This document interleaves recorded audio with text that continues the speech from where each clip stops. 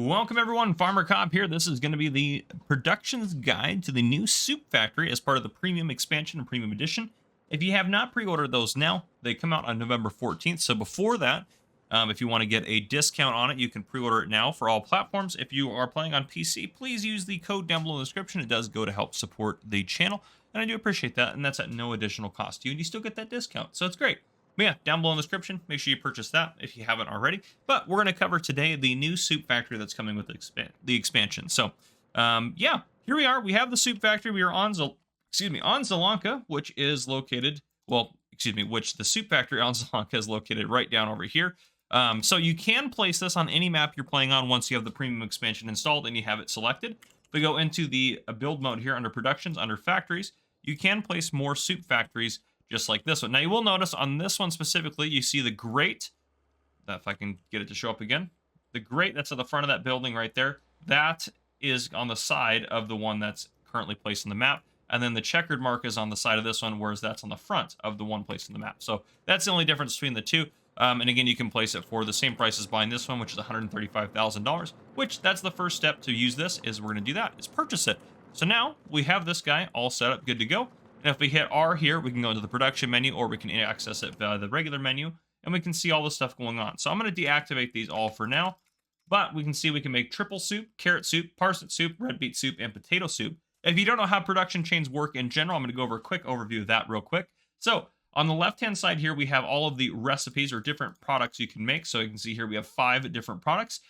Then what we have down here at the bottom is the activate button. So if we turn that on, it'll say running. And then as soon as it realizes it doesn't have the materials required, it's going to go to materials missing. And then if I have it turned off, it'll be inactive. So then we have the recipe down here. So each one of these has their own recipe for what we're making. So if we go up here, cycles per month, that is how many times this recipe is going to happen per month. So if you have 2-day months on, this is going to happen 120 times every 2 days. If you have 1-day months, this will happen 120 times a day, and so on and so forth. Production cost per month, this is how much it's going to bill you per month. Again, same process as this. It's going to divide that out by however many days per month you have and bill you by the day to get the month cost total. So down here, how the recipe works, this is going to take 100 liters of carrots plus 100 liters of parsnips plus 100 liters of red beets to get 100 liters of triple soup. This one, 300 liters of carrots to 100 liters of carrot soup.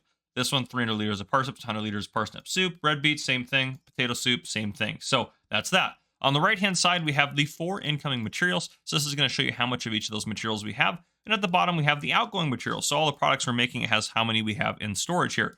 Now, down here at the bottom, you can see the change output mode.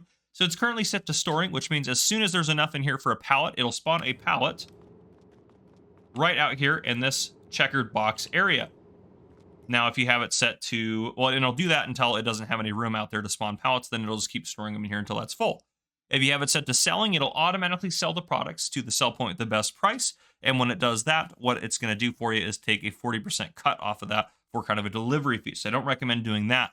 Then we have distributing, which means that if you have another factory that requires any of these ingredients, which I don't know of a factory right now that requires all these, but there could be a modded one later that requires these as inputs. So if you have it as distributing, it'll automatically, for free, distribute that to the next factory where it's required. This works really good for some of the other production chains, such as if you put wheat into the grain mill, it'll make flour, and then you can have the flour distribute to the bakery where it'll make bread and cake and whatever you'd like there. So we're just going to leave it on storing for now. But that's a quick overview of that and how that works. Now, in terms of the recipes, we've already taken a look at those. They're pretty straightforward. Now we're just making soup. So really easy there, really easy inputs and everything like that. At the end of this video, we are going to take a look at the production costs, or excuse me, the kind of the profitability of this. So we're going to see if it actually is worth doing this production chain, or if you should just sell your crops separately and not even bother with it. So we'll see about that. So again, your pallets are going to spawn over here. If you're using the one placed on Zelonka. If you place your own, your pallets will actually spawn over here. But if you are using the one in Zelonka, again, they spawn out front. Now, if you're using the one in Zelonka, you're going to put your inputs here on the side. But if you're using the one you place, your inputs are going to go in the front there. So what we're going to do is put some of our products in there. So I have a trailer full of potatoes. We're going to put everything in there as well, just to kind of do that. But we're going to start with just putting some potatoes in there. So again, just to put any of the inputs, you're going to drive over the top here, and you're just going to unload them.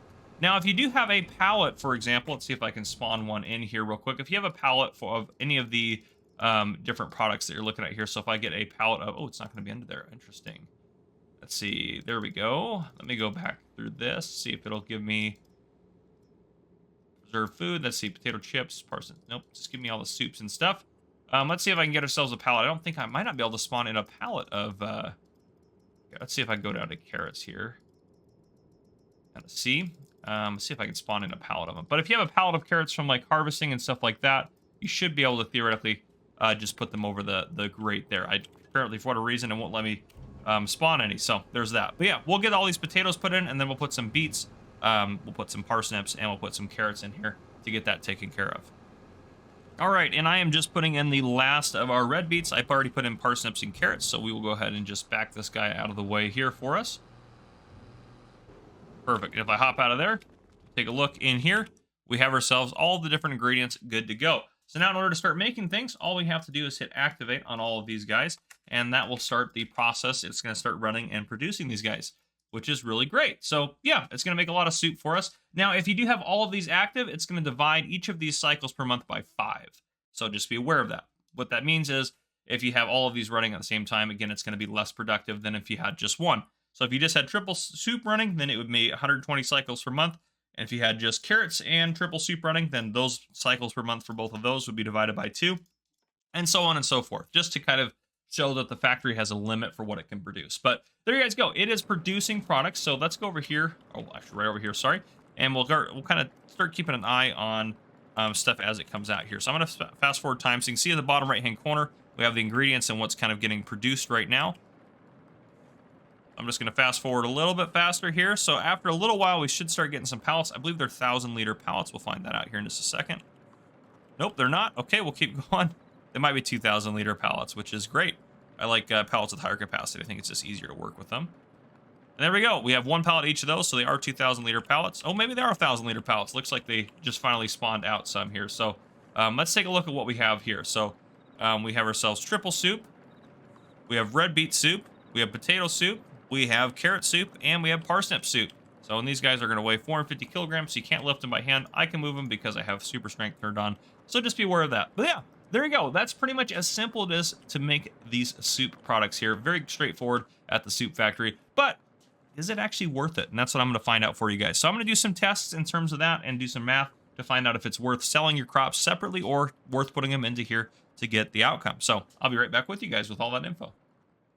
All right, so looking into the production factory here, it is a very worthwhile factory, to be completely honest with you.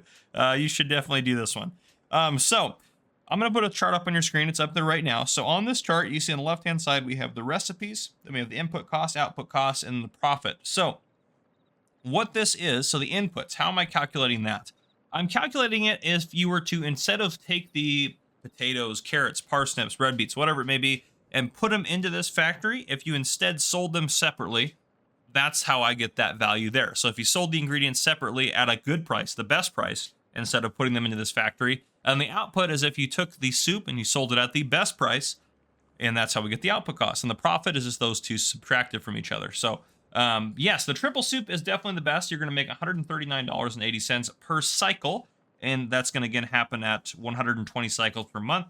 So you're going to make, 120 times 130, well, about 140, we'll say. So you're making about $16,800 a month on profit. However, the other ones are a little less, but you have to remember they're doing 144 cycles. So as long as you can still produce enough stuff, you're still going to be making about $15,800. So you still make a little bit more per month on the triple soup than you would on the other ones, and you still make a little bit more overall. So I'd recommend doing triple soup if you can do all 3 of the products. However, again, you may not have a farm that has carrots, parsnips, and red beets on it. So that's why it's kind of rewarding you for that, is to be able to do that. The potatoes happen to be just the worst on here, but they're still really good compared to selling the potatoes separately. So I don't want you guys to think that's not a good idea. But yeah, pretty straightforward in terms of this factory. But there you guys go. If you guys enjoyed this video, please drop a like down below. If you haven't already, hit that subscribe button up on the screen to join the Farmer Cop channel and turn on your notification bell so you don't miss any future videos that I may post.